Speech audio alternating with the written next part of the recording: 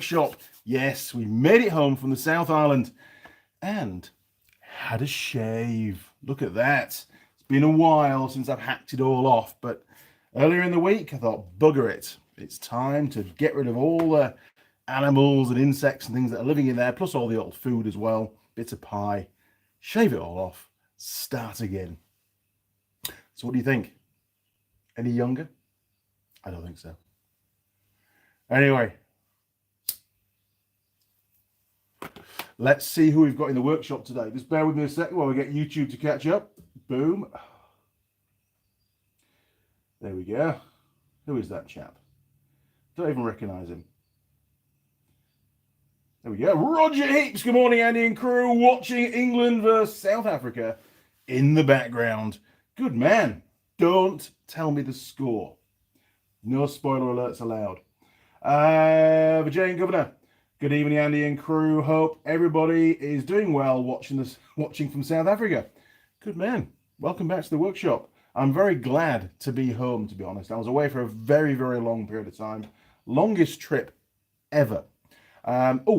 Just while I'm on, what's the audio and the picture like, please? Just to give me some feedback, because on my laptop, it's not the greatest, to be honest. So I'm hoping that it's going to be okay for you guys. Because at the moment, the phone is working off the workshop internet. I can maybe, I don't know, change it midstream. Who knows? Vijayant. Hi, Roger. No, don't tell him. Don't tell him. No spoiler alert. Off. Roger Heaps, 6-0 to England, 18 minutes into the game. I don't know why I bother. Really. Thanks, Roger. Purple Monkey, 1974. Hello. Very well spelled. I like that. Hello. From hello. Good morning, Purple Monkey. Welcome back, sir. Jim Haynes, well, the front half of the head looks semi-business-like now. You're a funny guy. Vijayant, excellent my side, Andy. Are we talking about the appearance or the visual?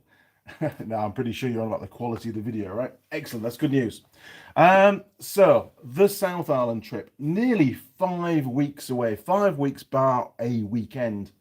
And it was a trip. Normally those trips go really, really well. You know, everything's sort of reasonably to schedule and I achieve everything that I'm set out to achieve.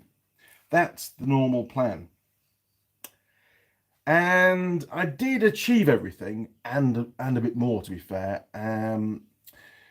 There was quite a few issues along the route. As soon as I got off the ferry in Picton, drove down through Blenheim, I encountered my first, not personal, but there was a major road accident. And the guy was driving a furniture truck. You've heard this in the last live stream. Driving a furniture truck, so I'll give you a summary. Driving a furniture truck. I'd stopped to have my lunch, Subway, watching the seals. And so he was probably 10 minutes ahead of me by that point. He'd already overtaken me after Blenheim. Driving a little bit on the adventurous side, may I say. And that vehicle, it was a furniture truck, running empty, I'm sure of it. There's 3 really tight corners. Each corner's progressively tighter than the previous one. And on the last corner, he obviously ran out of skill set and spun out, hit the bank, smashed all the cab up, smashed all the steering up. Front wheels are off at funny angles. Basically blocked the road, dumped all the diesel out the fuel tank all over the road, hit a ute, and basically made a bit of a mess. And we were all held up for a good couple of hours whilst the emergency services, whilst the emergency services dealt with his issue. Anyway, not a problem. Got into Christchurch a couple of hours late. Not the end of the world. And then heading down to, I think it was on the Saturday afternoon it would have been, yes. Heading down to Oamaru to go and see Sheldon. There was high winds, and it's the Canterbury Plains are very, very open, very flat, all the way to the sea. You're not far from the sea there either, to be fair. And it was extremely windy, and I came around the corner, and there was a fire engine and stuff in the middle of the road. In fact, the fireman had just jumped out of the fire engine, put his hand up, "You need to stop, matey." So I stopped. And I had the trailer on, don't forget the box trailer at this time. So I was getting blown around a fair bit anyway. And I had no idea really what was going on until he said I could pass through. And when I looked in the mirror, I saw a brake light down in the ditch, full of trees. You could hardly really see what was going on. But there were lots of people ambling around at the side of the road. And what had happened is a bus had been blown over onto its side off the road down the ditch, which wasn't ideal.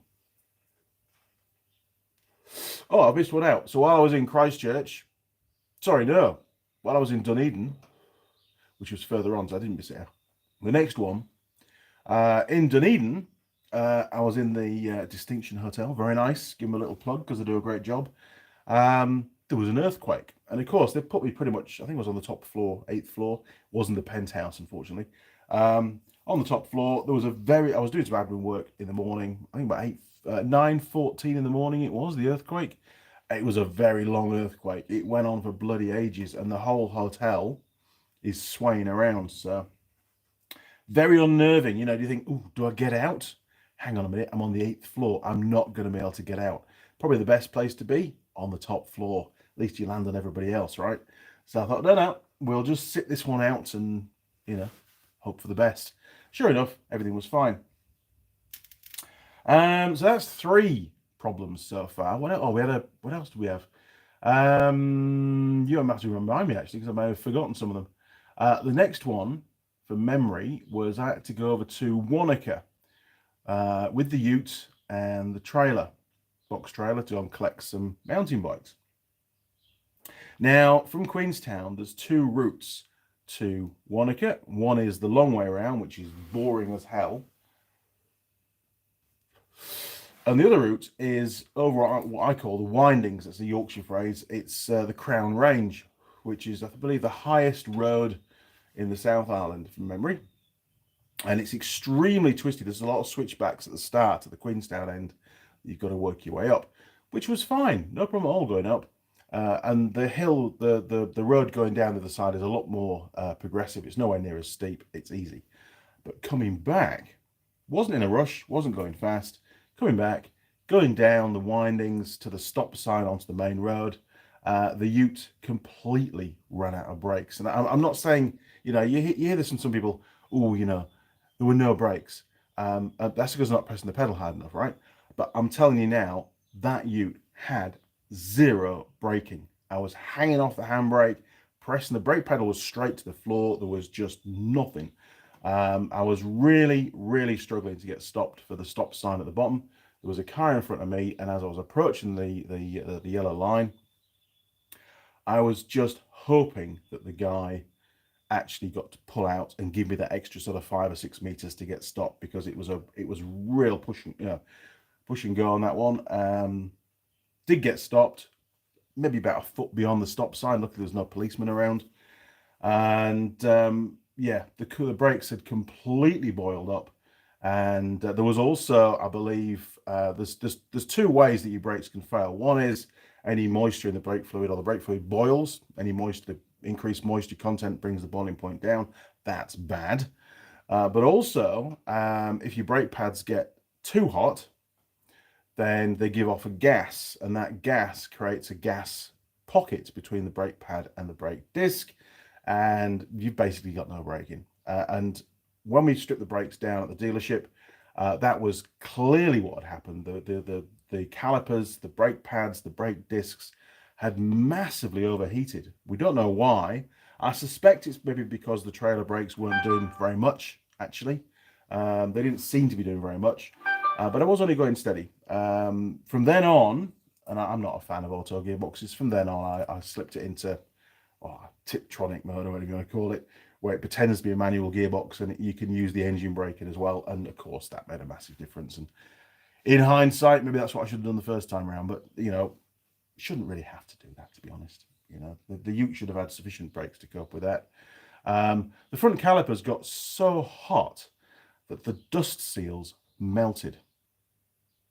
That's how hot they got. They would have been red hot, those discs. So that was great fun. And from that point, the next one, the next one was I was down in Queenstown doing some events, And one of those events that we were sort of managing in the background and organising was a mountain bike event, an e-bike event.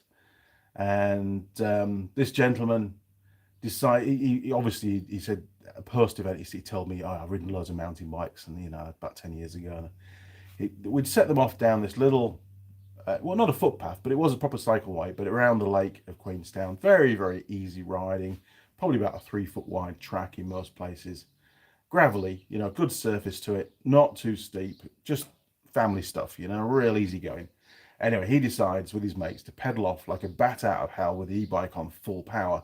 So he's reaching a fair lick of speed at this point, and he made it probably a couple of k's away from where he started, and it turns out he'd gone over this crest, full tilt, gone over this crest. And bearing in mind, there's lots of families walking around on that it's like a shared cycleway footpath thing. So there's lots of kids around and stuff as well on I think it was a Sunday morning. Can't remember now. Whenever it was, Sunday afternoon, Saturday afternoon, whenever. It all blurs into one. It came over this crest, and of course, way too fast, way too fast.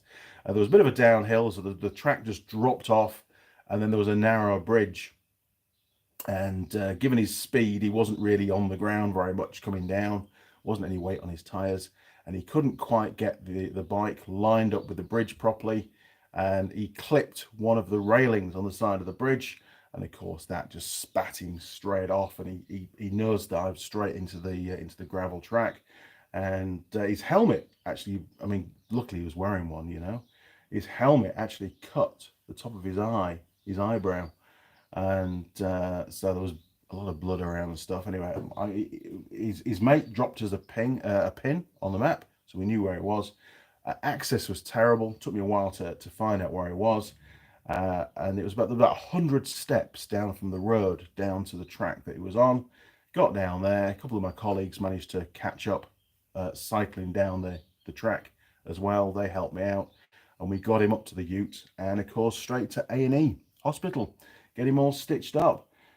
And when we got to hospital, he was sort of coherent. I was talking to him a little bit, trying to work out just how, you know, his state of mind, how coherent he was. We were having a reasonable conversation. It wasn't too bad, but I didn't ask his name. I didn't know his name. So when we got into the hospital, the lady comes out, and she's got a little clipboard, you know, to book him in for this repair job order.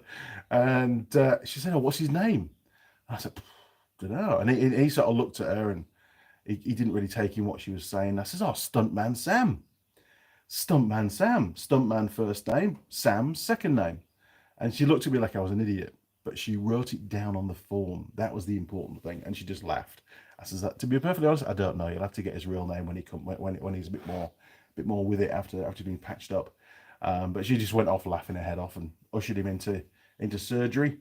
And 2.25 hours later, he potters out, all stitched up, 4 stitches on the inside, 7 stitches on the outside. He torn all the muscle as well, so that was pretty bad. Luckily, well done to the chap. Well done, Sam. No blood in the ute, because I'm not a fan of blood, especially with somebody else's. So that was an interesting one. And of course, I didn't get back to the hotel till about 7 o'clock. Colleagues had already, you know, had a few pints by that point, celebrating the success of the day. Anyway, but he was fine. He was fine, and he made a full recovery. They just said that he won't be able to activate his eyebrow for a few months. Fair enough. You can cope without that. Probably maybe take up cards, you know, poker face. Who knows? And then, you know, fast forward towards the end of the trip.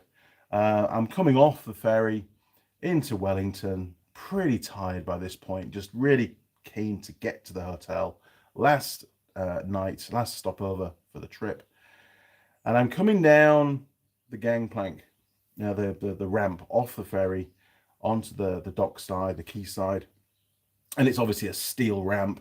And because it rains a lot in Wellington, they've put loads of basically bolts or rivets onto the steel to give the tires more grip when it's wet. And the ramp is made up of a number of different pieces. And there's little ramps, little steps between each section of this off ramp.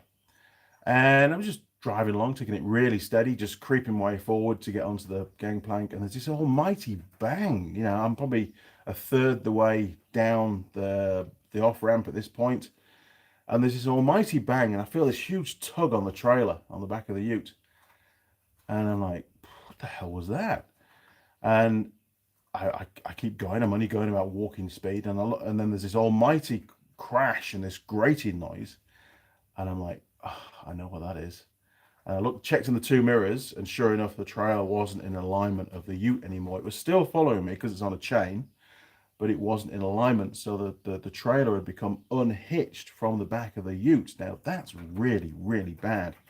There had been, ever since I hitched the trailer on, there was a bit of knocking noise from the rear, but I put that down to the receiver hitch being loose in the tow bar, which it is quite loose. The triaxle trailer, the big guy for Williams that we have has seen to that. So the hitch does, you know, it sort of knocks up and down a bit inside the box section. There's a little bit of side to side movement as well. So I thought, oh, that'll be the noise, not a problem. When I hitched the trailer onto the tow ball, it seemed to be on pretty well. It's got I've got it here actually. It's got a proper latch system here, look, to hold it down and everything. It's got some adjustment there. And anyway, trailer falls off, and you know the lads that are around that help you to when you come off the ferry, they've all got the high-vis vests on and stuff. Well, there's probably 4 or 5 of them within my viewing. You know, I think one's on my side here, and the other 4 are down the ramp. And it's almost simultaneously, all their arms go up and they start running around, panicking. So I wind the window down. I come to a steady stop, wind the window down. I say, hey, lads, what's up? He says, oh, your trailer's dropped off. I says, yeah, I know it has. I says, what I'll do, I don't want to be the guy that blocks the ferry from unloading all the trucks and camper vans, because I was the 3rd one off. So everybody else is still on the ferry, right? So I said, look, I'll just drag it down to the car park on the left there. It's only about 30 meters away, maybe 40 meters. I'll pull into there, and then we'll sort it out. And then everybody else, I'm not blocking the gangway. And before he says, oh, I'll just go and check my supervisor. I'm like, I'm not waiting around for you, mate. See, as soon as he's put us off, I just set off down the gangplank. And of course, the trailer, which is now on the deck, the hitch is hitting the deck. It's hitting all these bolts. So it's like bang, bang, bang, bang, bang, all the way down. And it's really, really loud. It's echoing through the ship. It's horrendous. And of course, on the side of the box trailer is this massive company name. So I didn't want to be the guy that was in all these social media photos holding up the ferry from from all the trucks getting off and stuff. So anyway, I got off the ferry, got into the car park, and sure enough, it had dropped off. Clearly, one of the lads ran out with a trolley jack. We jacked it up and hitched it back on again. But the problem was, yes, it's back on the ball, but for how long? And I've got a long way to go. So I set off, found another lay-by once I got off the motorway. Luckily, the motorway's smooth. There's no big bumps and stuff, so it should have been all right. Plus, the chain was still intact anyway. Pulled off, put a second chain on it, and put a ratchet strap around. In fact, no, it wasn't a ratchet, it was a bolt. So you see there's a hole through there for a padlock. Well, I happened to have a 10mm bolt, a long one, in the door of the ute with a nut. So I just got that, and it was a really tight fit. So I hammered it through, put the nut on, and that just took up a bit more of the slack. And it made me feel, if nothing more, a bit more confident. It didn't seem to bang around quite so much. So I thought, right, okay, we'll just take it real steady. Had another series of hills to go over before I got to Greytown, where I was staying. And the next morning, sorry, long story. I'll get to the comments in a second. Long story. The next morning, I thought, right, okay, I need to go and buy a new hitch. I'm not happy with that hitch at all. The nearest sort of proper town was Masterton, which was about 20-25 k's away. So I pulled out of the hotel and just took it nice and steady, about 60-70 k's an hour tops, holding a bit of traffic up. But I thought, nah, if it's going to come off, I don't want to be going too fast. Got into Masterton, found Len's Automotive Supplies, and he had a hitch that would work. So I bought that and fitted that and took the old one off, hence why I've got it now, to show you what the problem was. I thought I'd bring this to you because it really is, I've only ever had 2 other trailers fall off on me. One went through a hedge and into a field, didn't cause any problems, just hitched it back on again. We don't have chains in the UK. And the other one was our little generator trailer for the off-road driving centre. That for some unknown reason unclipped. I don't think it was on properly. That in that case, in that particular instance. But I don't know how well you can see this on the camera. This is a dual hitch. It does both inch and 7/8, which is its current setting at the moment. And you can see that. Can you see it? Oh no, you can. I think. Yeah, inch and 7/8 is in the casting. There you are. Look, just there, and on that side it's 50mm. Obviously, I'm running an inch and 7/8 ball at the moment on the ute. Jesus, rusty. And there we go.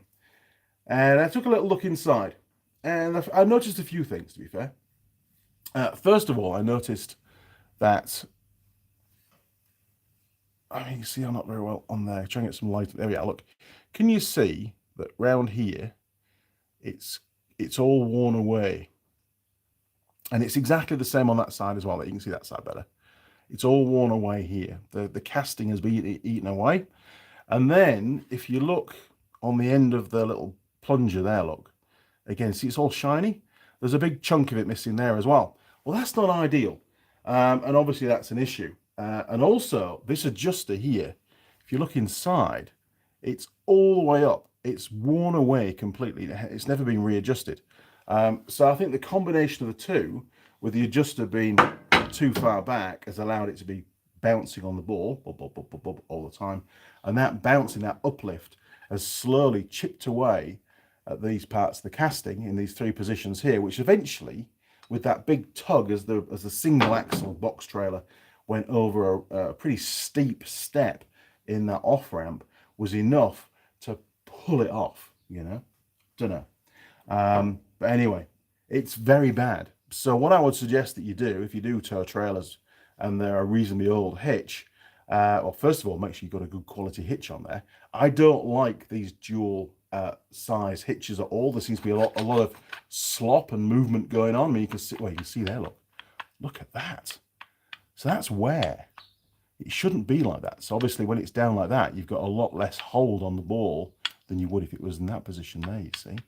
So I just don't like them. I think it's absolute rubbish. And when you compare this sort of stuff, this is really Mickey Mouse to the kind of hitches that we have on the Eiffel Williams trailers.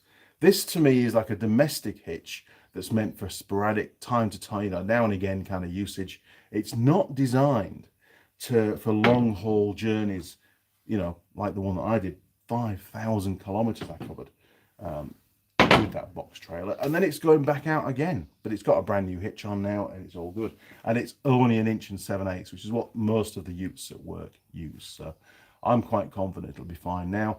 And with the new hitch, deadly silent. There was no knocking noises whatsoever, you know, which confirmed to me then that it wasn't the receiver hitch making the noise. It was actually the ball hitch that was causing the problem. So there you go. It was a trip just peppered with catastrophes, basically problems all the way along. Never had a trip like that before. We had problems with the ute, had to get all the brakes replaced in Queenstown. We had a problem with the hitch on the box trailer. Pretty much the one component that I didn't replace on that trailer. Sod's law, right? But I have now. We had two major road accidents, and very rarely come across any road accidents when I'm driving, and they were both within only a few minutes of me passing. So I could have quite easily been involved in those. Earthquakes. We had a massive thunderstorm as well somewhere. I can't remember where that was. But interesting stuff. It really was. It was quite a on the edge of your seat kind of a trip, because you get to a point where you think, what's next? What else could possibly go wrong? And more things just kept happening. The good news is the wheel bearings and the brakes and stuff that I did in the trailer, they all worked. I mean, the wheel bearings are fine. There was no problems. Neither wheel gained any kind of play during the trip. Didn't get any punches. All the lights continued to work. It was everything that we'd done was fine. I just wish the trailer had better brakes, as in more assistance. Maybe that would have helped coming down. Well, it definitely would have helped coming down the windings. That's for sure. Where do we get to? Back to the comments. Kevin, Machine NZ, morning Andy. Good morning, sir. Welcome back to my humble abode. Jim Haynes, racing is my deal stick. Hang on, racing is my deal. Stick and ball stuff, who cares? Yes. The Giants, what happened to that made you shave? Oh, I just felt that there was way too many things living in there at the time. It's starting to warm up here in New Zealand, and I thought, well, you know what? Let's just clear it all off. Had a bit of a shock when I did. It's like, oh, geez, not seen that face for a while. But don't worry, it grows back pretty quick. I mean, this is only what? This is like day 3. We're start of day 3. So, you know, it doesn't take long to come back. Jim, looked up that speed shop. Oh, you were in front of that place. Is really loaded up with lots of super nice parts, but really pricey stuff for New Zealand. For New Zealand dollars, mostly for, as you say, classic Yank tanks. That's right, very expensive. I mean, some of those engines, long block engines, complete engines, were very expensive. Pete Woodfine, hello. Hi, Andy and crew. Good morning, Pete. Welcome back to the workshop, sir. Pete Woodfine, sound is good. Video isn't that bad, to be honest. Okay, cool. It's good enough. Oh my word, Tessa Fun. Hello, my best auto teacher. Obviously, don't know too many of them, to be fair. I call you Sir Andy because you are a light in a dark world. I really enjoy when you try to pronounce my name. Tessa Fun Gathun Agachu. Hopefully that's right. I got that right. Okay. It's terrible. I'm really bad at pronouncing people's names. Connor K. Good morning, Andy and crew. Hope you had a good few weeks out on the road. The like button has been clicked. Thank you, Connor. If you've not already clicked the like button, now is a good time. Roger Heaps, Zoe the new puppy is now almost 13 kilograms. What the hell? Already heavier than Marmite by almost 2 Marmites, to be fair. Wow, that's crazy. The steak that you feed it. Daniel Bedell. Hello, Andy, Mrs. Mechanic, and crew. I'm currently working, so I can't stay long. All good, Daniel. We all have to work every now and again. Daniel Bedell, you shaved, lol. I did. I bit the bullet. I thought I'd give it a go. It was a bit sore for the following day, but it's sort of settled down now. It's all good. But I mean, it's going to grow back, right? It's going to grow back. Connor K, sounds like a story the deckhands on the car ferry will be talking about for a while, maybe for 2 or 3 days. I'm sure I'm not the first for it to happen, and I'm sure I won't be the last. But I was not prepared to be the guy that got out and went, "Ooh, don't know what to do, panic, you know, and wait for the crew hands to deal with it all and sort it out." I thought, no, take the bull by the horns, Mr. Young, and just drive to the car park. And then once you're there, it's a simple fix. Stick it back on the ball. Job done. And, you know, I was only stopped for maybe 5 minutes all up, you know, while they got the trolley jack and things. I even had my own trolley jack, but it was easier to use theirs because it was already out. George Body 90. Hello, everybody. Good morning, George. Welcome back to the workshop, sir. Harry Darg. Hi, all. Hey, Harry. How's it going, matey? Machine NZ. Kevin. So what's the first project now you're home? Very good segue, because we started it yesterday. We did. So, you know, I've been going on about this carport, the second carport that we want to be on that side of the wall of the workshop. Well, yesterday, despite it being quite a hot day in the sunshine, me and Mrs. Mechanic, and she got a bit burnt, we were out in the sunshine. Trevor the tractor came to the rescue. We cleared a lot of the area, got rid of all the wrangham. Actually, we've tidied it up enormously. We had 2 big timber stacks. One was over that side and one was under the rafters of the new house port, keeping it all nice and dry. And we thought, you know what?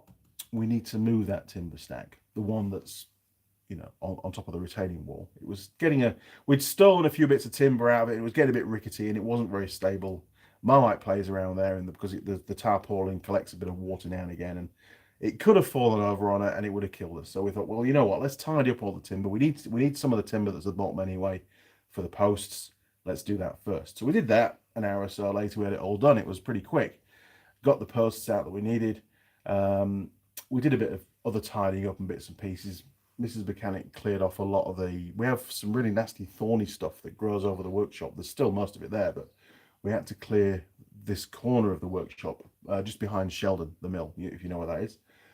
Clear all that off because that's part of where the second carport's going to be. So she put her on a pallet, stuck her on the roof. There you go. There's your choppers. There's your sweeping brush. And off she went. And I was busy collecting all the brash with the 4-in-1 bucket on Trevor and sticking it in the trailer. So it was all really good. Didn't have to get thorny fingers. Just use the bucket. Jobs a carrot. We found a couple of motorbikes as well. I did do a post on Instagram and Facebook for that one. You've got to guess the bike. It has already been guessed, to be fair. It was a TF 125. But anyway, so we then had enough time in the day to work out how we're going to mount these posts to the workshop, because there'll be a total, it's going to be a slightly odd design as always, because it's quite tight for access through to the back garden. So if we had the carport, normally would have 8 posts, but the one closest to the house, it has to be postless. It has to be an overhang. So I've got a few additional braces and bits and pieces to put in there. We're trying to make the roof pretty lightweight as well to try and compensate. So we've got 7 posts to set. 4 are bolted to the side of the workshop. You can see just there, there's these steel pillars, these tubes that support where is it? Over there, look there. These steel pillars, posts, that also hold the beams up for the workshop. We managed to tap into, there was enough of a plate, enough room on the plate to use some of the other holes that the builders hadn't used for bolts to hold these up. We've done 2 so far. They're extremely tall, these posts, because they are going to get cut down a bit, but we just put them up full length for now. Because it's going to be an apex roof, right? So if you imagine this side here is the garden side, and this side here is the workshop side. Well, the workshop side is going to extend all the way across over the entire workshop to give it a second skin roof. Something we've been planning for quite some time. It'll make it a lot cooler in here during the summer months. It gets ridiculously hot. You've seen it on the videos. I just turn into a complete sweat ball basically when I'm filming, and it's not nice for anybody to see. It's not nice for me to work in. Considered air conditioning, but I thought, well, that's just burning electric, so why don't we just do the roof first and see how well that works. It may well work well enough, to be honest, especially with the carport on that side. It'll keep the sunshine off this wall as well, so all the radiant heat, is cut down. It's made a massive difference on the steel doors by putting the carport on that end. Just perfect, to be honest. So definitely worth the money, definitely worth the effort. And the first 2 posts are up, and tomorrow we're going to get the other 2 posts up, and then once they're all, those 4 are in and bolted onto the garage, then we can mark out where the other 3 posts for the far side, the garden side, are going to go in the ground. We can brace it all up, and then we dig the holes, brace it all up, get them in exactly the right place, and then tip the concrete in. That's the plan, hopefully.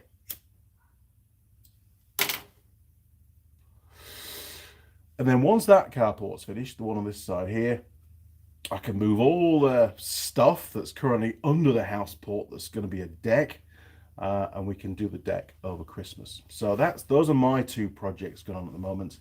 Although, to be fair, I have actually ordered some steel for a 3rd project, which is a new, I've called it a workstation, to be fair. So in the office, we have this little tiny sort of 3rd bedroom that we use where I edit, and I do when I'm working from home.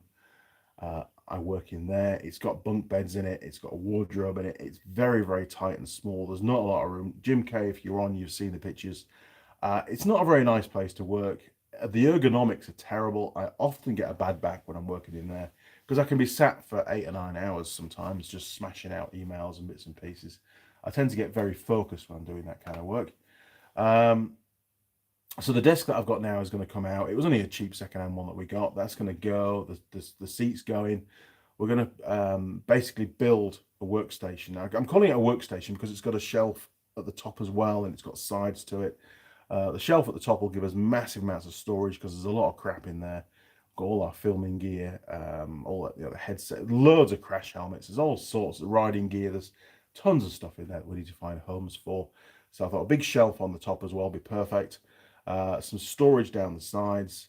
It's a little bit longer than my current desk. Whole thing's on wheels.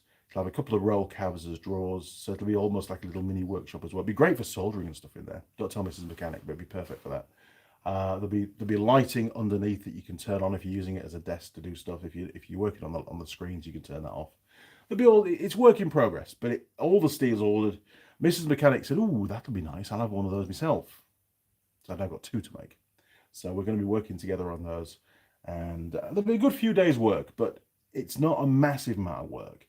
And the ends will be welded together. The end frames are all welded up, and then everything in between is all bolted into place. And I've ordered some eyelets, laser cuts, so the whole thing will be standardized, and it'll be great. Looking forward to making that. Anyway, where do we get to? Good segue. And then of course there's the go-kart. I've ordered the extra bit of tube for the go-kart now, picking that up on the 3rd of November. And there's Alan's Triumph, which is the engine's currently in Invercargill with Stu. That's a long-term project. I've done the parts list, given Alan the parts list, so that's now with him. Can't do any more on the project at the moment. Don't want to do any more on the project at the moment. I need to focus on other stuff.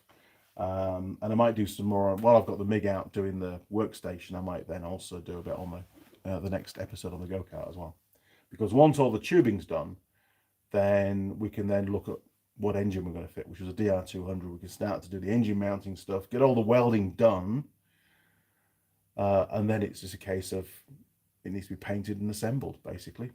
Sounds easy, doesn't it? There's bound to be loads of little problems, but it should work out, he says, hopefully. Where do we get to? Andy the Pie. Yes, you're right. I keep seeing the pie.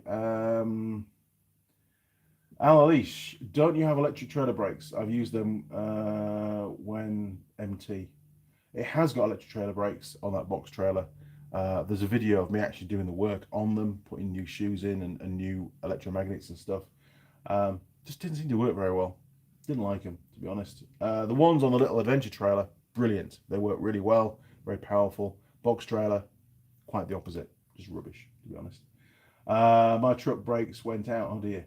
The Giants, Andy the Pie, thank you. Connor K, actually those delays like that one on the car freight are good for the engineers. Gives them more time to sit in the control room and drink more coffee. Richard Perry, Pioneering Crew, hope all is well. Wow, Andy, you look 20 years young, mate. There you go. You got the money shot. Quick Fix Pro. Ooh, look at that for a name. Hey, bro. Need a morally sponsored visa from you and financially sponsored from myself to New Zealand for learning practical things from a great teacher like you. Lots of love from India. I don't employ people. I don't think I can sponsor anybody. I'm really sorry. I don't think it can happen. I can maybe put you in touch with companies that are looking for techs. There's no problem with that. Because believe me, New Zealand is very short of good techs at the moment. It's a real problem. It's a problem across all the automotive industry, and it's a huge problem within the motorcycle industry here in New Zealand at the moment. It really, really is. Year on year, we seem to have less techs, not more. And of course, things are getting more complicated.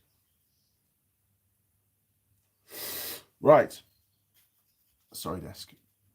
Pie time is what it is.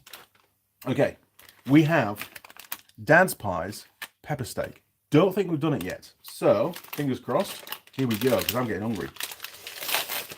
And today is a short, well, it's not a short day for you, but it's a short day for me in the workshop because I'm taking Mrs. Mechanic to Taupo. Oh, there we go, look. Right, there is the pie, pepper steak, Dad's Pie, structurally pretty integral, isn't it? Look at that. It's pretty damn good. And it's got some flavouring on the top as well, some peppers. So we will head over to 2 photos. Nice. We'll head over now. We'll be very careful how I do this because the workshop's got a few bikes in it. So I'll turn you around. 3, 2, 1, boom. There we go. All right. Bear with me. I'm going to fall off the stool. Still got my tripods in the box from going down to Stu's. That's how oh, Miss October. Thank you, Forge. Right, here we go. It's been a while, pie warmer. I've missed you greatly. 23 minutes. There we go. The pie is in, people. We'll wait and see. Oh, rats only.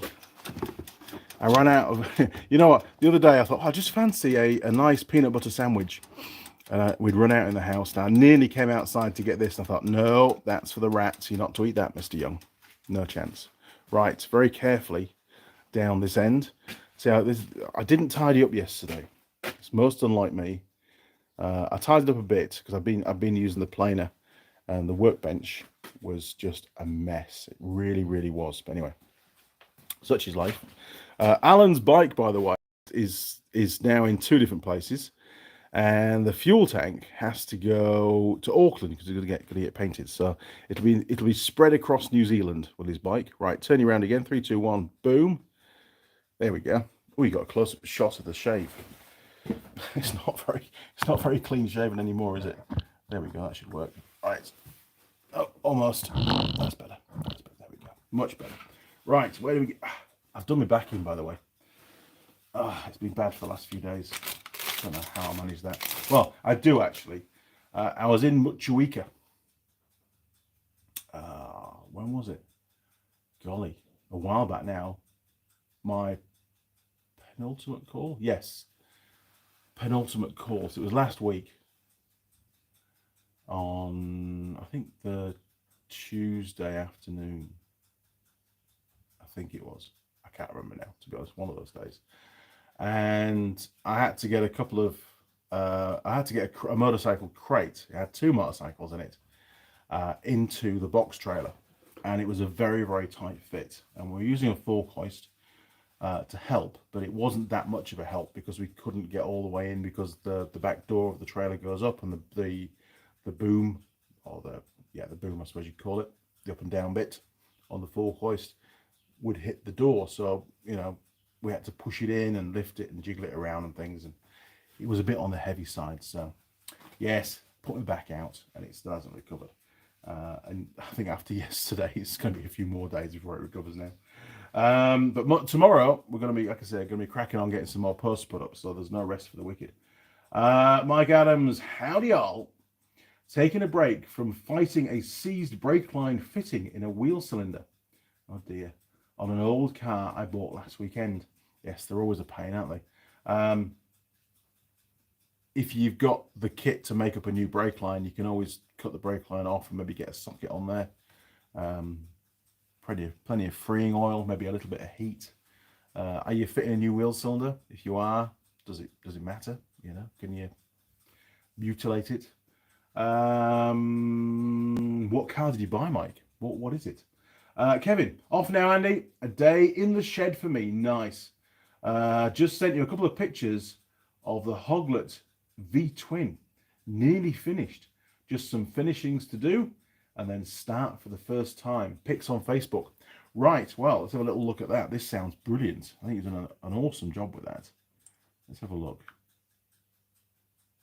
Here we go. Oh, wow. Look at that. Kevin's made that from scratch. Absolutely fantastic. What a bloke. Puts us bloody motorbike engineers to shame when you can machine that kind of stuff. That is just wonderful, matey. Absolutely. Look at the detail on there. Very, very cool. Good job, mate. Good job. I like that. I like the base as well. The base looks very cool. Smart. I'll wait in anticipation for the fire up. Okay, cold coffee. Connor K, tech shortage. This is a bit of an issue in Portugal as well. So many people go to university and not enough to trade schools. The trades install everything and keep everything working. That's right. And without enough techs, all that's happening is the price now, because supply and demand, the price is just skyrocketing for the good techs. They're able to demand a much higher salary, which is great. Maybe I should talk to my boss. But it doesn't help the market because there's long lead times now to get stuff fixed. And to be fair, a lot of places don't have those senior techs anymore that really know what they're doing, that are good at diagnostics. You know, things take longer to diagnose if they can. They need more assistance to diagnose stuff. Customers get pretty grumpy pretty quick these days. So also the compound effect is that you end up on the back foot. You end up not just fixing the problem, but also trying to deal with the customer as well, because they're now, you know, disgruntled. It becomes a real problem, and it's becoming more and more of a problem year on year, especially here in New Zealand. Where do we get to? Jim Haynes, block above multi-poster wearing thin. Hey, the block above the multi-poster wearing thin. What are you on about? Mike Adams. Yes, I'm putting a new wheel cylinder on, but I have no experience on flaring lines. Well, today might be the day, right? Making a new brake line up. Brake flaring tools are not that expensive, although there are some really crappy ones out there as well. The one that I have is a Sykes Pickavant, which is in that blue box up there. Had it for years. It's really, really good. I only have limited size dies. Basically, they do what I need them to do, but it is a really good piece of kit, but it's not cheap. You can get ones that you can flare in situ. I think Eric O's got one of those. That one, you can't really flare in situ. It's not ideal. You've got to, it's designed to be used in advice, to be fair. So you'd make up a whole new brake line and install the brake line from there. Jim Haynes, excellent craftsmanship. Very nice, isn't it? Very, very nice. Purple Monkey 1974, Mike Adams, good time to learn. Exactly. You know, rather than struggle and struggle and struggle, you know, sometimes it's better to go, you know what? I'm going to replace the brake line. Let's get a new tool, learn how to use it, buy some new ends and bits and pieces. One thing to be aware of, actually, when you come to fitting the little unions at the end, some of the unions that you buy, you can get the right thread and all that kind of stuff, but some of them don't have any threads for about the first 2 or 3 mil. Others have threads right to the end.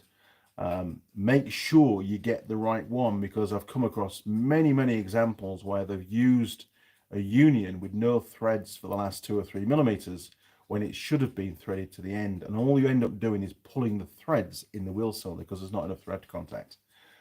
So make sure you get the right ones. You might even be able to reuse the old one depending on its condition. I don't know. And I always found that the genuine Suzuki unions were a far better quality than the aftermarket ones that I was buying. So I always tried to reuse the unions wherever I could. Plus, it was cheaper.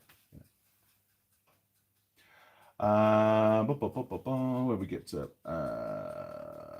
Jim Haynes, Mike Adams, a tubing flaring kit is fairly cheap, and brake tubing to practice on is very cheap. It is, and it's a great skill to learn, to be fair.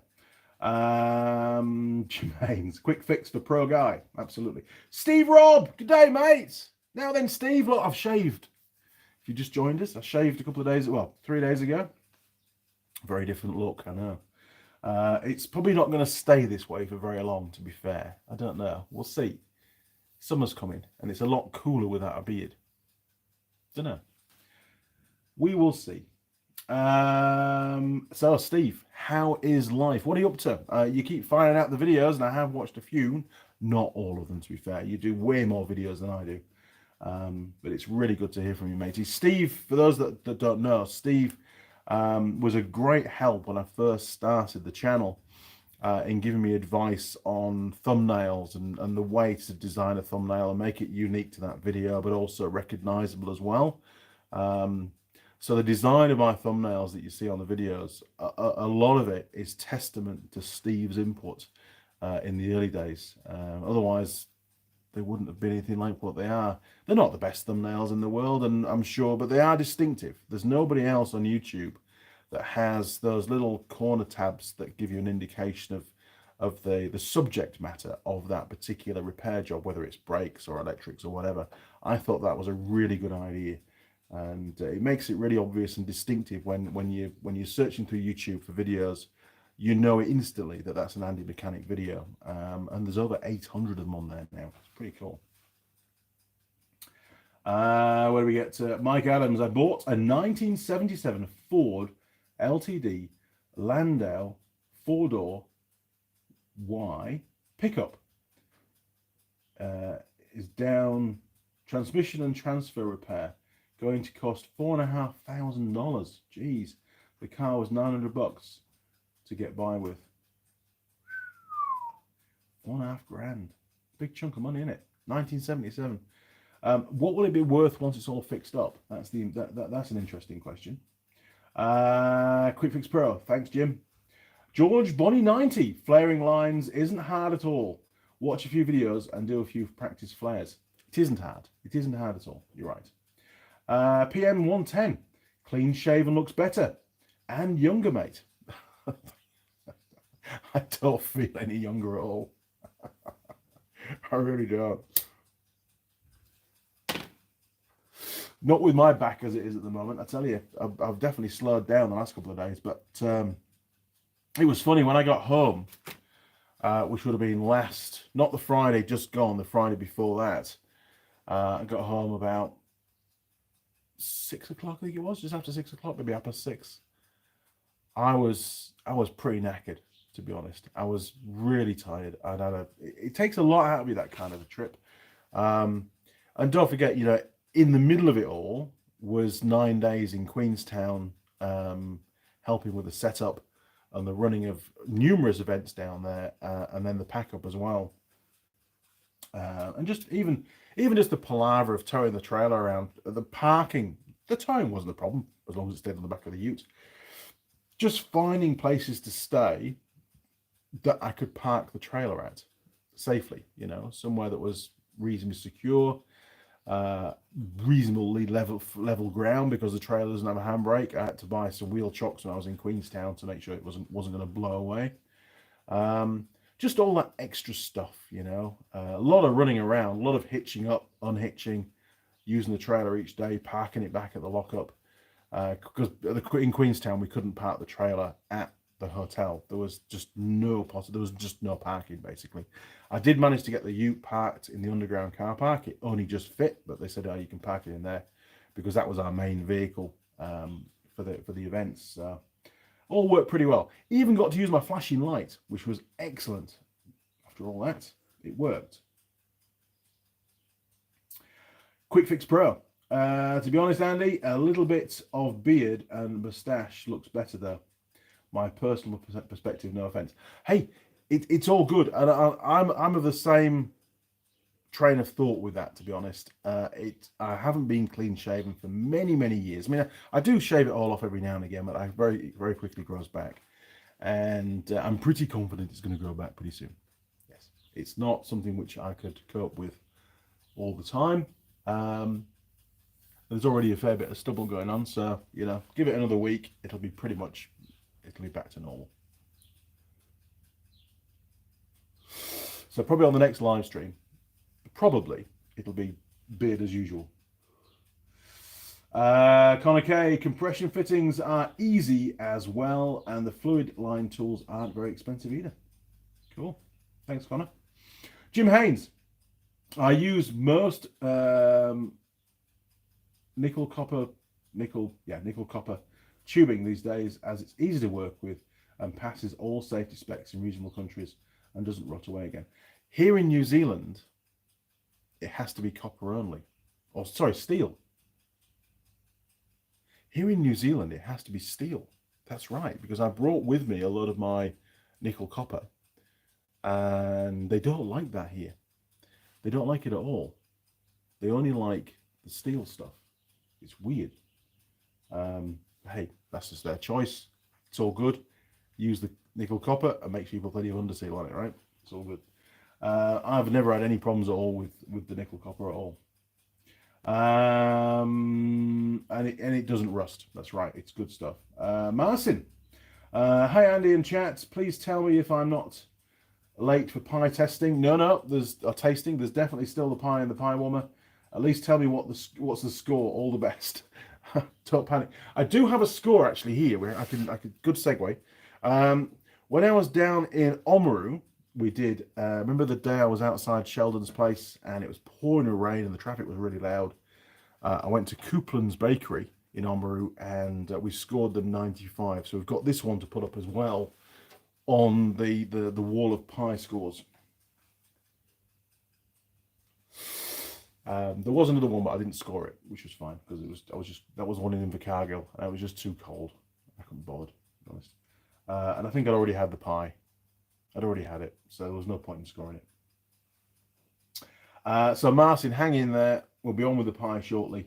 I can't spend, what are we on now? Nearly an hour, so maybe another half an hour or so, and then I'll have to get off because we're off to Taupo, Torpo, as some people call it, but I call it Taupo because I'm Yorkshire.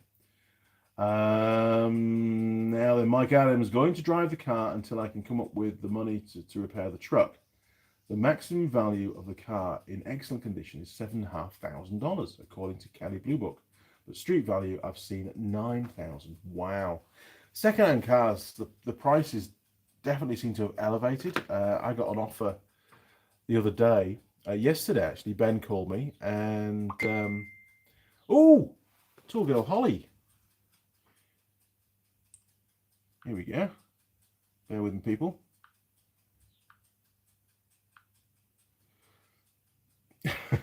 So my phone came up with a little reel of Tool Girl Holly pictures, and I sent her the reel on a message, and she's gone, haha, so long now. 6 years ago. Look at that hair. Wow. Amazing stuff. But 6 years ago, she did the first video in the workshop. Unbelievable. So, Tool Girl Holly, give you a shout out. Hope you're all good. And who knows, one day we'll catch up again soon. Great lass. I think she's been down in Queenstown at the moment, or she was down in Queenstown having a bit of a holiday down there, which was nice. Facebook got bombarded by photos, as always. Now then, where do we get to? Mike Adams, it feels funny for a while after you've shaved it all off, doesn't it? It really did. Speaking from experience, especially when you've had a beard for years and you just hack it all off. I remember when I was down in Oamaru, not the last time, the time before, I hacked most of it away and just kept a bit of a goatee going on. That didn't last long. It didn't last long at all. So I let it grow back pretty quick. But yes, it does. It feels very weird, doesn't it? You know, maybe when the sunshine gets on your skin, it's almost like burns. Jim Haynes, in the US, brake pipes cannot use compression fittings anywhere. Wow, that's interesting. Roger Heaps, off to the neighbours after rugby to fix the phone line. He hired a digger for a long weekend. Oh, you put a new cable in. Interesting stuff. What have we got? Steve Scott. Good old Steve. Quote of the decade. Salads don't win scrums. Funny guy. Oh, classic. Anyway, so plan of attack for the next week. That's what we need to talk about next.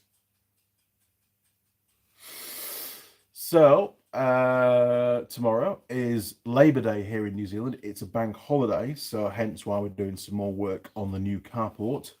It felt really good to make a start yesterday, actually. Really, really good. So I'm happy to, I want to keep that momentum going, get all that done. And then the next step, once I've done that, is I can work out all the angles of the roof and stuff again. I've got one of my cardboard edit designs somewhere that I'll dig out that I did. And I can make all the A-frames in the workshop, and then we'll just use old Trevor the tractor to hoist them. Hopefully it'll go high enough, hoist them up into place, and then bolt them in.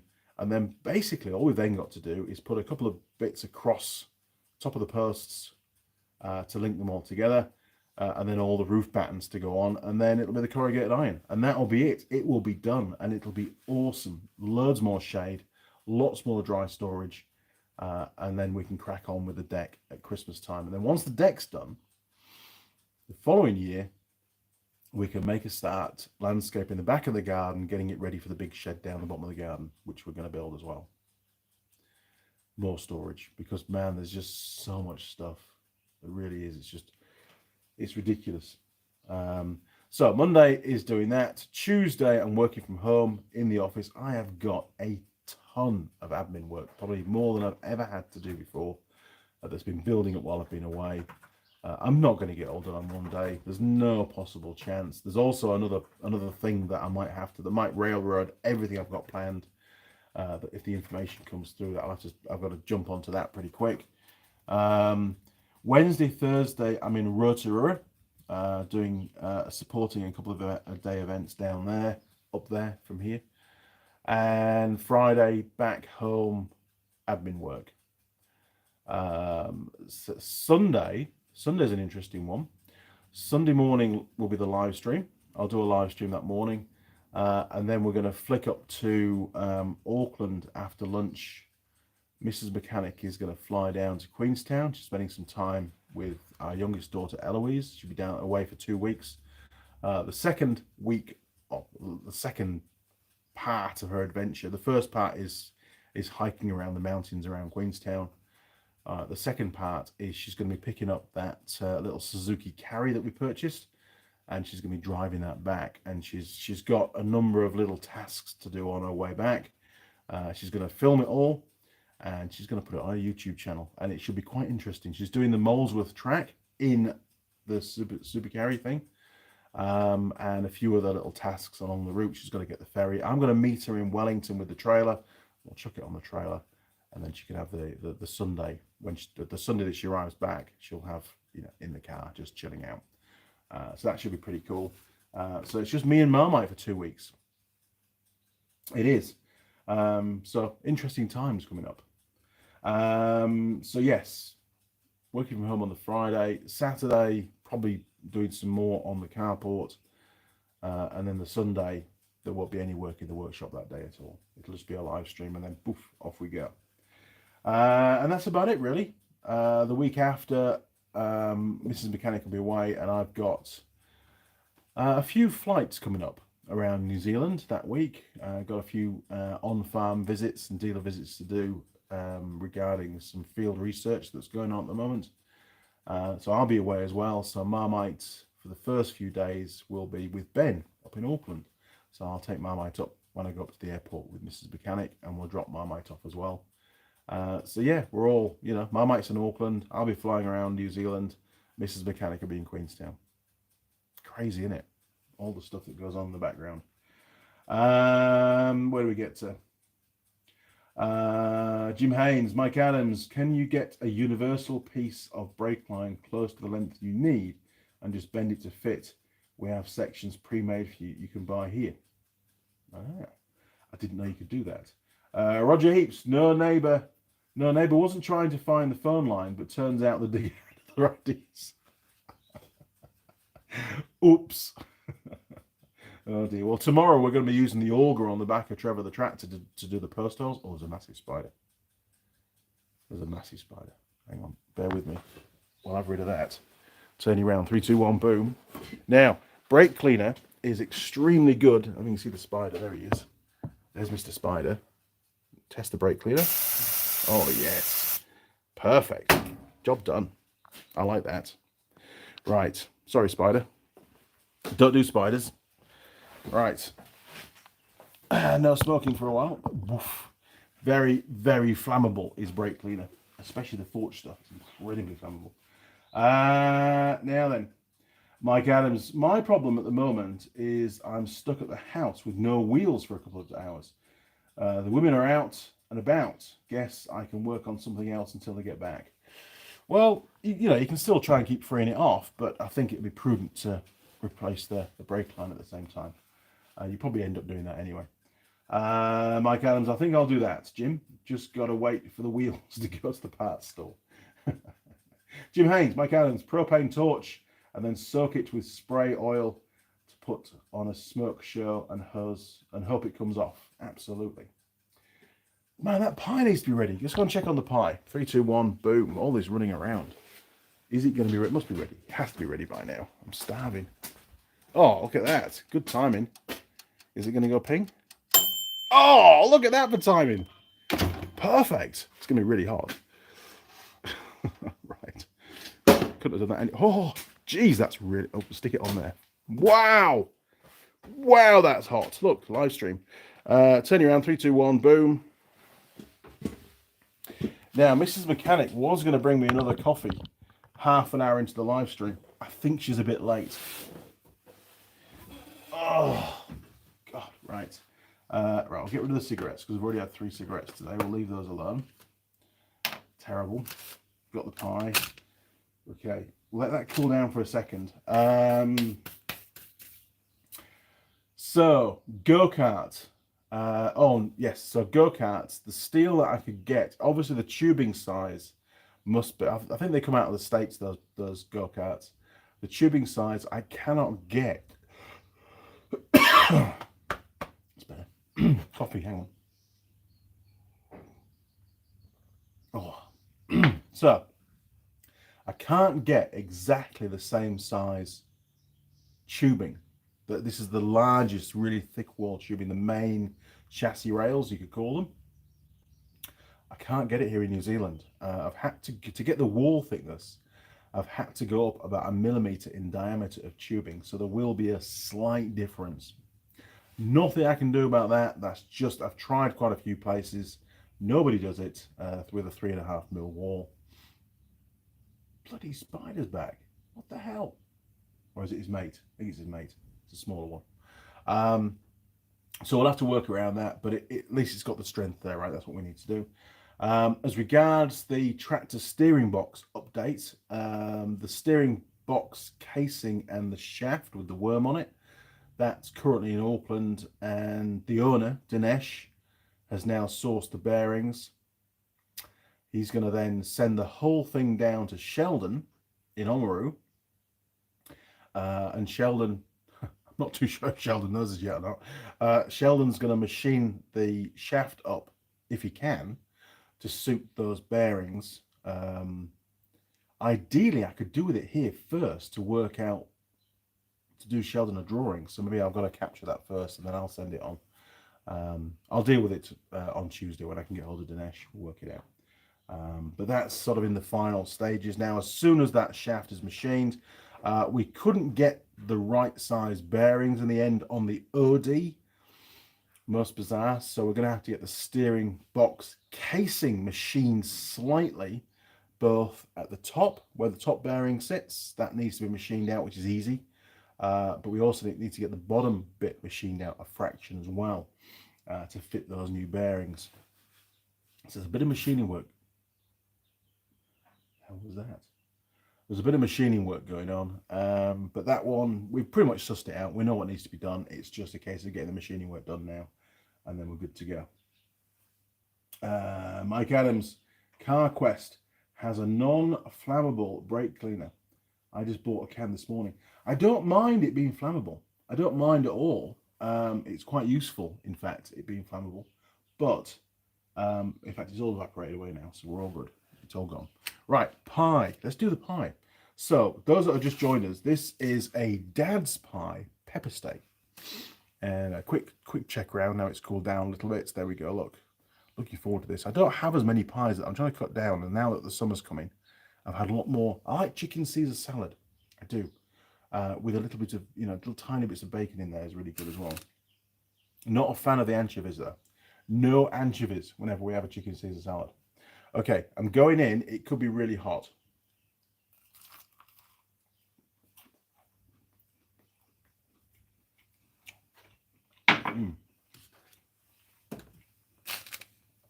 Right, let me get organized.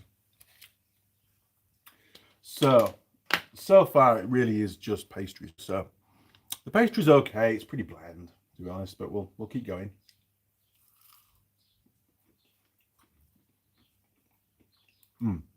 That was better. Got some bits of pepper on the top there. Definitely added to the flavour. Pastry's not gooey at all. It's well cooked, and yeah, there's no big gooey bits anyway. Even in these top corners here, look, it's actually really well cooked. So good job there, Dad's Pies.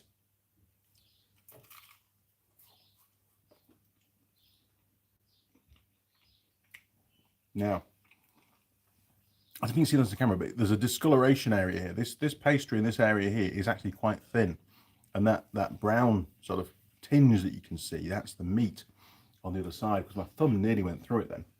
So I'll be a little bit careful with that. Okay, one more bite, and then we'll do a verdict on the overall flavour of the pie.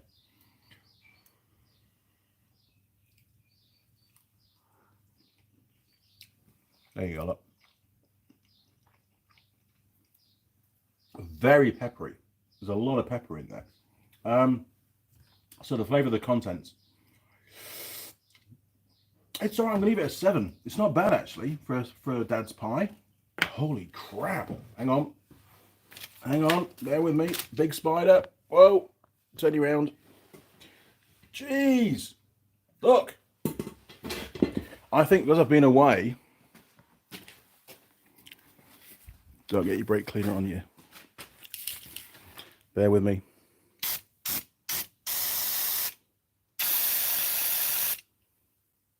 Bastards. Honestly. Where is he? Did we get him? We must have got him. There was a lot of brake cleaner going on. Good job, Forge. Right. Turn you around, 3, 2, 1, boom. Oh, God. Honestly, I didn't expect that.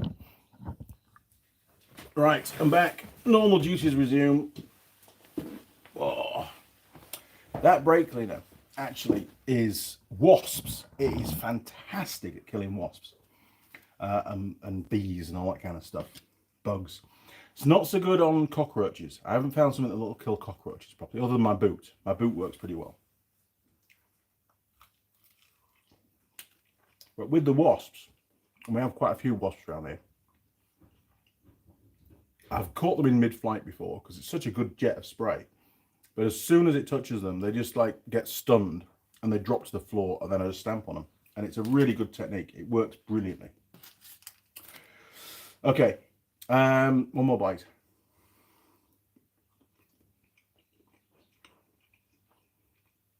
I'm not really getting a lot of meat out of this one. You see, it's pretty flat. There's not a lot of volume of contents at all. A lot of it's gravy and not chunks of meat. Runnability test. We can do that now. So 45 degrees. There we go, look. 30 seconds. I don't see any movement whatsoever. There really isn't enough contents in there to flow out, to be honest, is there really? So that's a pass. He gets 10 out of 10 for that one. 10 out of 10 for that. Taste, flavour, contents. Meat quality, well, it's pretty poor, to be honest. There's not much meat volume, so it's hard to tell what the quality is. Well, one more bite.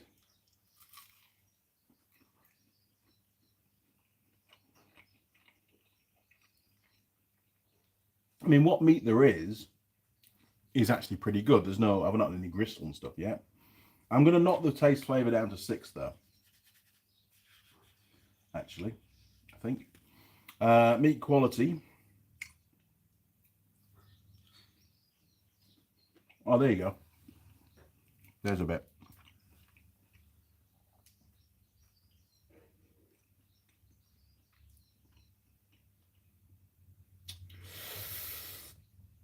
Meat quality. I'll give it a 6. No, I'll give it a 7, actually, for meat quality. 7's all right for meat quality.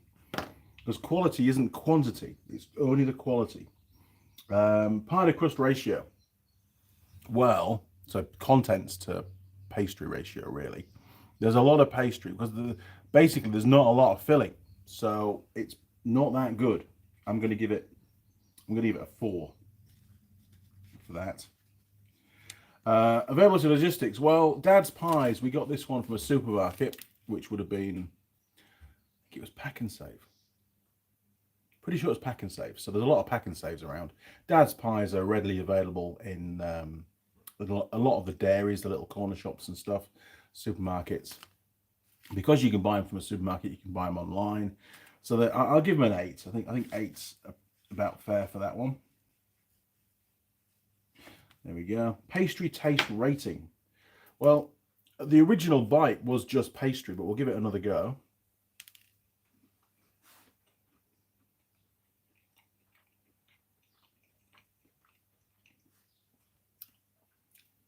It is just pastry, really. I mean, obviously, you know, there's added benefit with the peppers on top, but not all of it has the peppers. I'll give it I'll give it a 6. It's not bad. Could be better. Now, still tasty when cold. Would I eat this pie from the glove box 2 or 3 days after I purchased it if I was hungry? Yes. Yes, I would. Without a doubt. Wouldn't bother me at all. How would it taste? I think it would taste okay. I think obviously the pepperness helps a little bit with the older, with a pie that's been parked up for a little bit.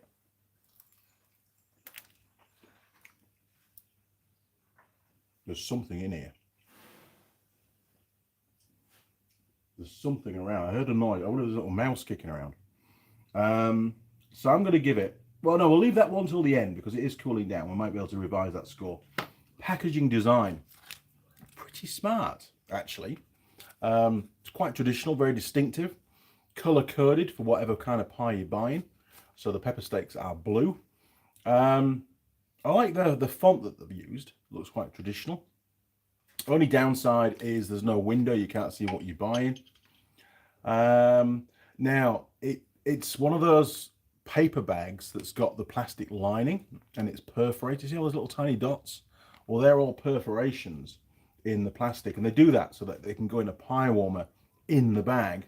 One of those heater cabinets to keep them warm and so that they don't sweat, so the moisture can get out of the bag. A great idea. Obviously, it causes a problem with disposing of the bag. It's not recyclable as a result of that. But I think pretty good. There's a lot of information on the back as well. And they do tell you exactly the weight of the pie, which is 200 grams, which is above the normal size of a New Zealand pie. So that's good. Great New Zealand pies, made in New Zealand since 1981. So packaging design, I'm going to give them an 8 for that. Yeah, maybe a 9. No, an 8.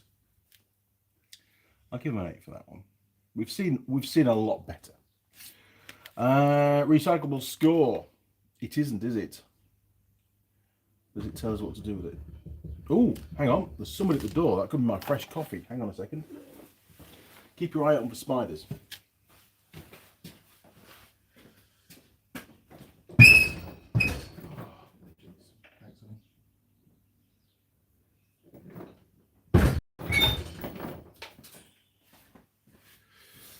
Whoo! Fresh coffee in Steve's mug. Even better. Best flavoured, best tasting coffee ever when it's in Steve's mug. Awesome coffee. Right, where do we get to? Okay, so we're doing recyclable stuff, weren't we? Made a mess on the packet now. Bum, bum, bum. No, I can't see anything to do with what to do with the packet. It doesn't even tell you to put it in the bin, which is a bit sad. They could have done that, couldn't they? To be fair. So there you go. If you want to read all that, you can do a freeze frame and have a read of it. Nobody will do that, Andy. Right. So they only get. It's not recyclable. It's only rubbish. They don't even tell us. So they get a 0 for that one. Okay. Post pie heartburn. Can't do that. Stuffability score. Can't do that because we're still going. Pie server attractiveness. It was a young lady that served us. She was very helpful, very welcoming, nice lass. I'm going to give her, I'll give her a 7.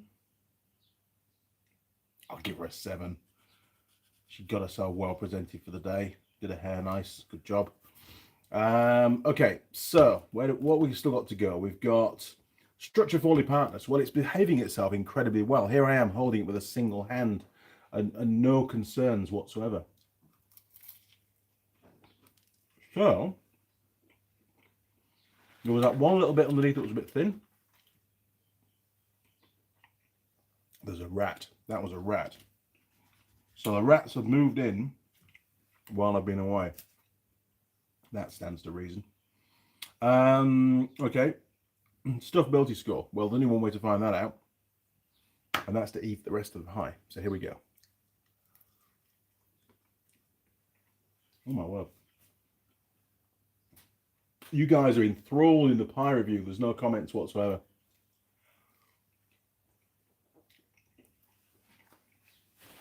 Ah.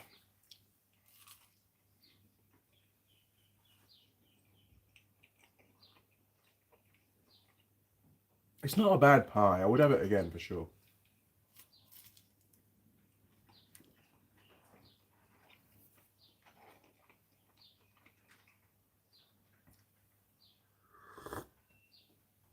Oh, that's better. Cheers, Steve. Okay.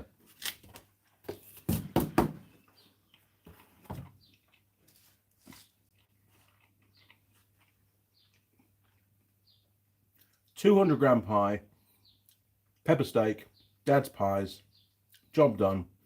Do I feel satisfied? Am I full? Am I stuffed? Now, for those that don't know, if I feel overstuffed, and it's easy to overeat in the morning and then feel lethargic for a few hours. If that's the case, then it loses marks. If I'm still hungry, it loses marks. If it's hit the nail on the head, it gets 10 out of 10. And I think that's hit the nail on the head. I'm going to give it 10. That was absolutely bang on. I don't feel hungry anymore. I don't want any more food. But I also don't feel stuffed. I don't feel overfull, which is really important as well. Heartburn factor, there's been no burps. There's been no nothing. So we'll do 10 for now. If there are any while we're adding up and stuff, we'll obviously deduct it then. Still tasty when cold. Yeah, I think it wouldn't be bad, actually. I mean, there's no onions in there. That would definitely detract. There's no way I'd eat a pie cold with onions in it. That'd be all slimy and horrible. Or mushrooms. Nah, can't do that. Cheese. I don't mind cheese cold. Even if it's the processed stuff, it's not too bad. It tends to help hold the pie together, to be fair. But there wasn't any cheese in there either, which is good. Being a pepper steak, shouldn't have any cheese in there. I'll give it an 8. I think 8 will be fine for that. Okay, so we've got 1, 2, 3, 4, 5, 6, 7, 8, 9, 10, 11, 12, 13. All the scores are in. Now, slightly different layout on the bench today, so bear with me. Oh, there you go. That down to 9. Okay, I had a hunch.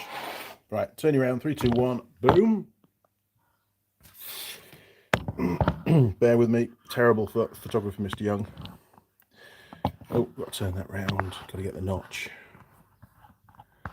There we are. Right, okay. Bird's eye view of the desk. So we've got 15, 25, 32, 36, 44, 50, 58, 66, 75, 85, 92. Not a bad score. Not a bad score at all. Okay, 92. Tell me if I'm wrong on my arithmetic. And the pie we've got is a Dad's pie, or Dad's pies.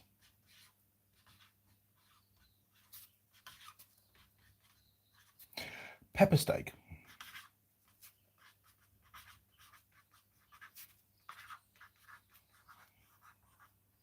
Very peppery.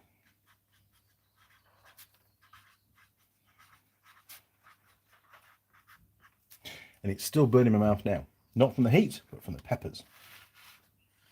I'll put on there 200 grams as well. It's good to know. And we got a score of 92. Okay, so we've now got that one and the one of the ones from the South Island, which was the Coupland's pepper steak, ironically, from Oamaru. We've got 2 to add to our score sheet. That one did do slightly better, which means it's a much better pie because you can only buy that from a few stores. Okay, I'm just gonna do that, and we'll head over to the. Geez, we've got to try to fit 2 on here. Wow. Let's just close that. We'll stick them up there for now.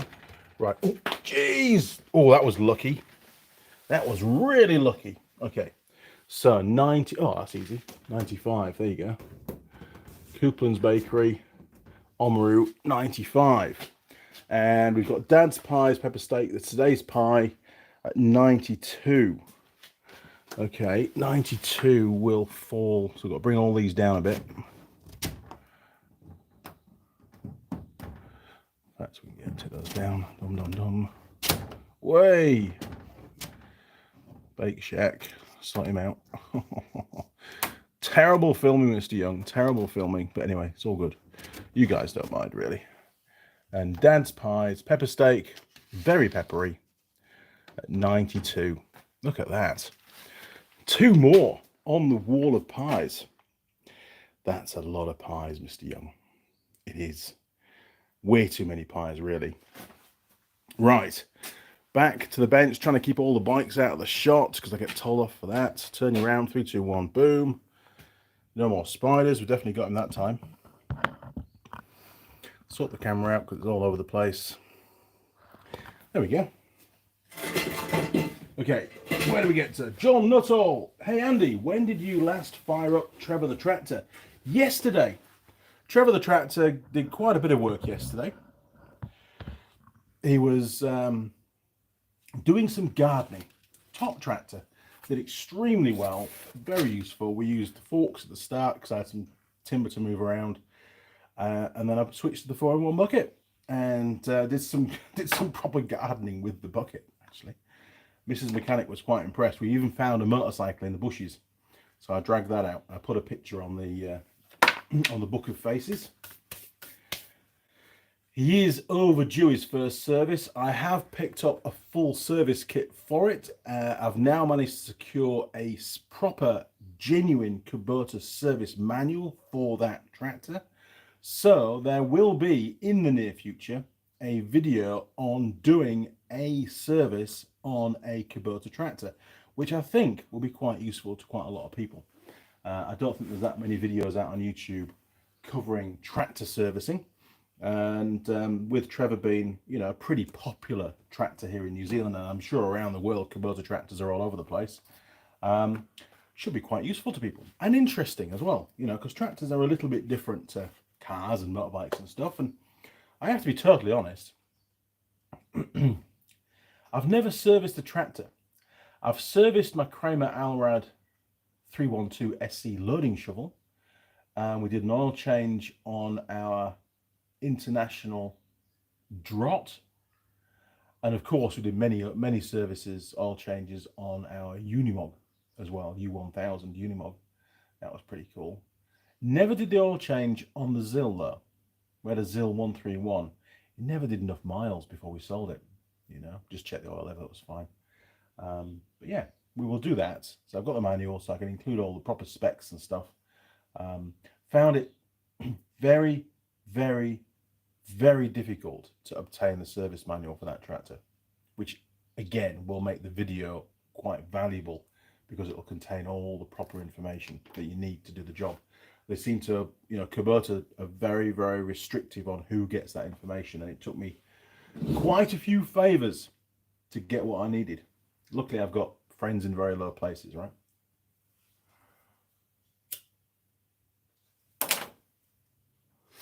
Now, Jim K, Mr. Young. Good morning, Jim. Welcome back to my workshop, sir. It's so good to be home. It really is. And thanks again for your time on the phone over the last few days. It's been great to catch up and again, you know, potentially help me to solve yet again another problem here in New Zealand. Watch this space. I'll let you know on Wednesday whether or not we need to go for plan B or not. Oh, look at that. The Giant Governor, South Africa won. Nothing like a spoiler alert for the rugby, is there? Unbelievable. Anyway, such is life. Oh, if anybody wants a completely worn out scrap trailer hitch, it's here for you to pick up.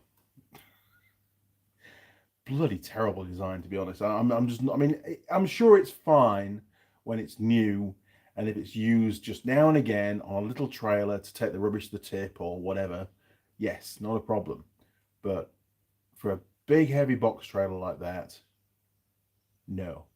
The wrong kind of hitch completely. And the one that I had to fit, I'm still not happy with. I still don't believe it's substantial enough for commercial use. It's just all I could get hold of with the right bowl pattern.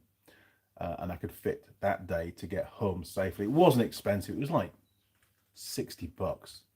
It was really cheap. which again, you know, it can't be a particularly good hitch if it's that cheap. The first place I went to, they tried to sell me a pressed steel hitch.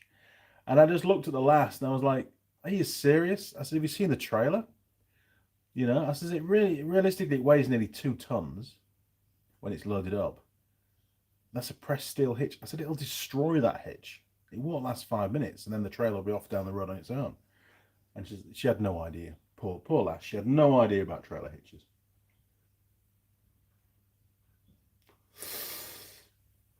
So we're off to Taupo. And we're going to Taupo because Mrs. Mechanic wants to go to a craft show, event, fair. Craft fair, that's the word. A craft fair in Taupo.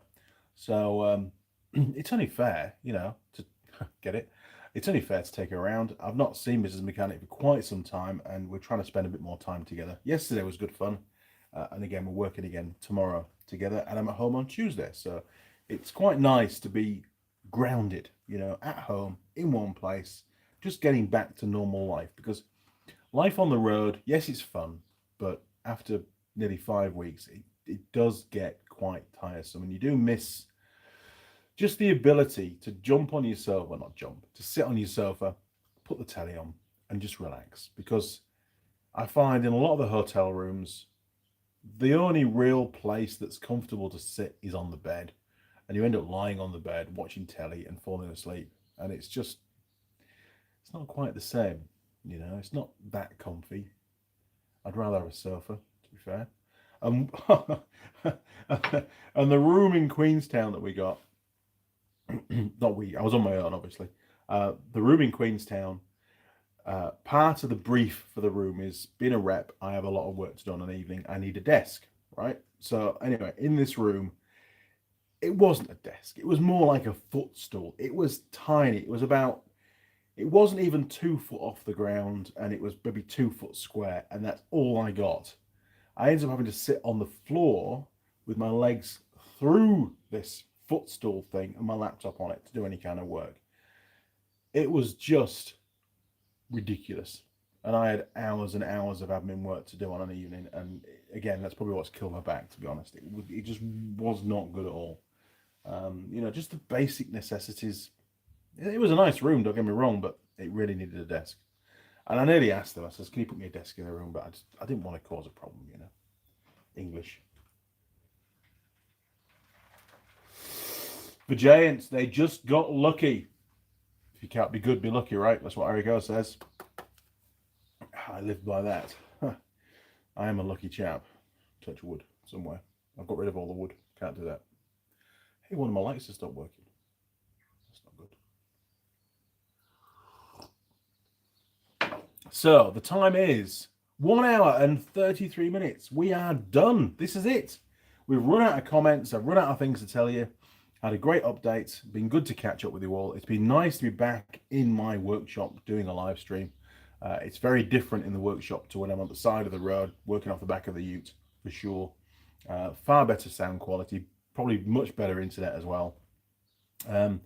You've all gone quiet. There's still a few of you out there. If you haven't hit the like yet, now's a really good time.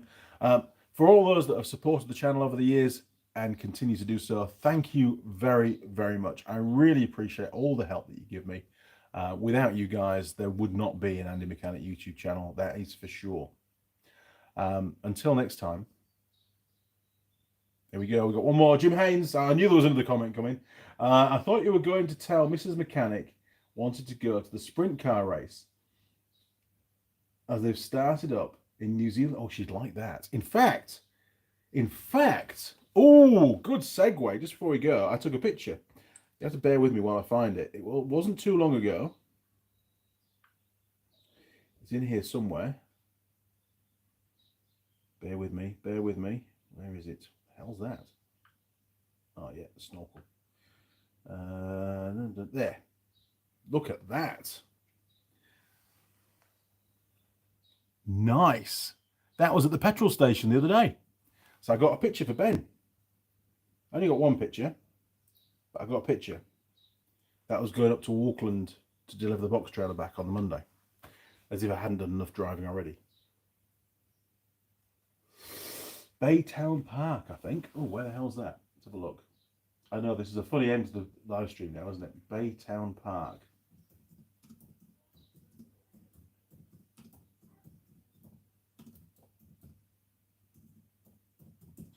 Baytown Park sprint cars. Oh, Bay Park. Bay Park sprint cars. Where the heck? Oh, Taronga. That would make sense because that was the petrol station was on the way to Taronga. Okay, I will check that out after the live stream. Thank you very much. Not sure when that's going to be on, but we may head over there and go watch some sprint cars. Maybe not today. We'll see. We'll put it in the diary, but you will like that. We did one at Western Springs years ago, and she got herself all dressed up nice. She looked great. And then the first car went around the track and she got sprayed in mud. It was hilarious. Just all these blobs of mud flying through the mesh fencing and landing all over her dress and in her hair lots, actually. Yes, it was funny. It was really funny. She didn't see the bright side for a while, but yeah, good fun. Anyway, crew, thank you again for watching. Really, really appreciate it. And I will see you next Sunday. Yes, there'll be another live stream next Sunday. See you then, 8:30 a.m. sharp. Cheers, crew. Over and out.